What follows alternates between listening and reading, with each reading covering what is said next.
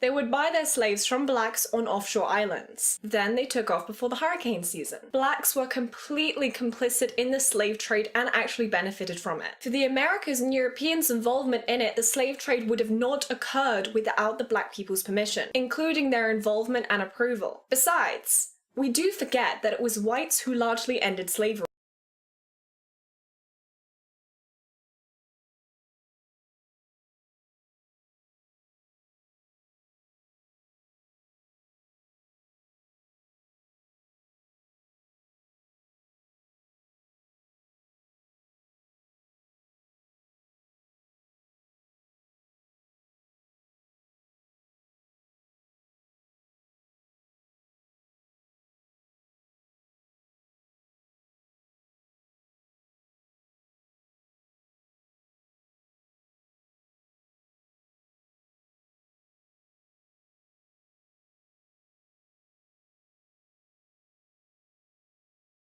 If these communities didn't have such a high rate of crime, there would be a lot less police interaction with them. There would be a lot less justified and unjustified shootings. And don't get me wrong, I am no fan of the American method of policing. I think there are many, many flaws with it. But there are much bigger flaws in the black community. And they are the ones who have to fix it. The second reality in the black community is there's too much violence in the black community. So a black will die 1% or less at the hands of the police and 99% at the hands of a civilian, most often another black. So if you want to protect black lives, then you got to protect black lives not just against police, which happens rarely, although with tremendous attention, and which happens every 14 hours in Chicago. Every 14 hours, and we never hear from Black Lives Matter. Well, so if you want to deal with this on the black side, you've got to teach your children to be respectful to the police, and you've got to teach your children that the real danger to them is not the police. The real danger to them, 99 out of 100 times, 9,900 out of 1,000 times, are other black kids who are going to kill them. That's the way they're going to die. So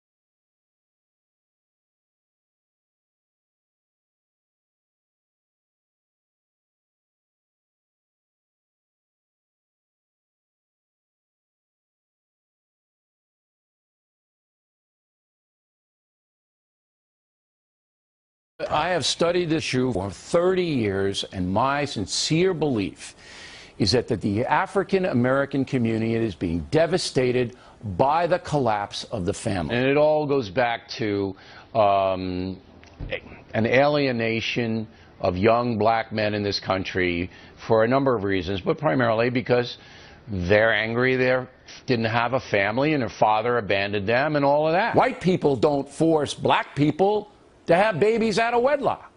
That's a personal decision, a decision that has devastated millions of children and led to disaster both socially and economically. Root, that's your core. That drives poverty, it drives violence, it drives resentment, it drives everything. And Bill, you guys just not acknowledging it. You're not acknowledging it. They blame guns, poor education, lack of jobs.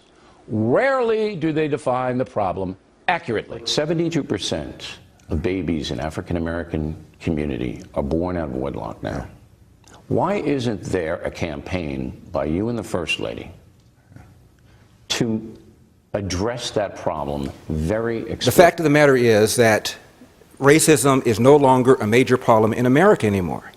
The biggest social problem in this country is the percentage of kids who are born without fathers in the home. Far and away. Nothing else is even close. In 1960, 5% of firstborn children were born outside of wedlock. I'm talking about 5% of all children. Right now that number is 43%. In 1965, Daniel Patrick Moynihan wrote a book called The Negro Family, A Case for National Action. In it, he argued that at 25% out of wedlock birth rate, the black community was facing a meltdown, and we needed to get our handles around this ASAP. He said there was going to be a direct relationship between that and crime, that and dropouts, that and drug dependency. You name your social problem, a direct relationship between that.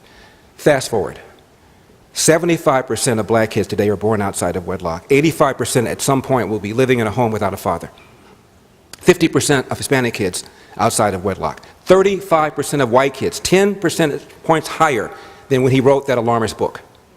Now, clearly we're less racist now than we were in 1965. You cannot blame racism. How can it possibly be racism? It's public policies.